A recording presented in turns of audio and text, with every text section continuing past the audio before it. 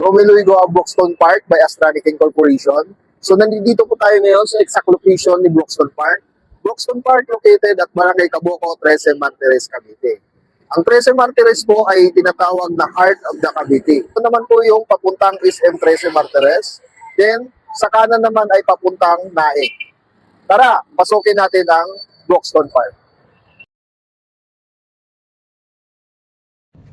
Ito po yung guardhouse natin dito. So 24/7 po. Ito po yung sales office natin kung saan dito po natin pinapareserve yung mga buyer natin. Itong sa kanan natin, dito po magkakaroon ng commercial si Broxton Park. Going na tayo ngayon sa phase 1. Ito po yung mga lot area na na-avail ng mga client natin.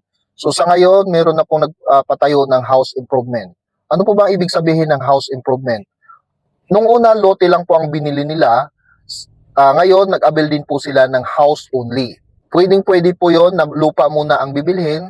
Pag na-take out na kayo sa financing, bank or pag-ibig, pwede na rin po kayong mag-avail ng bahay.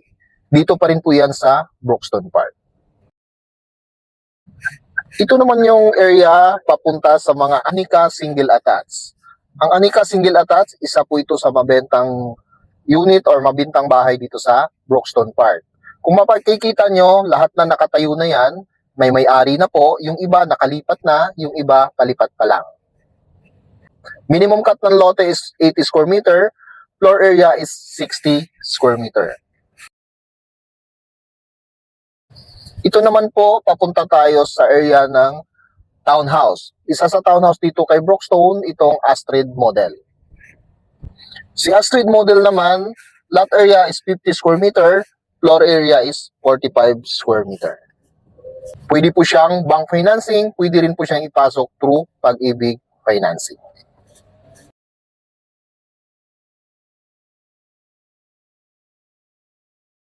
Ito naman yung isa sa amenities ng Broxton Park. Ito po ang ating clubhouse.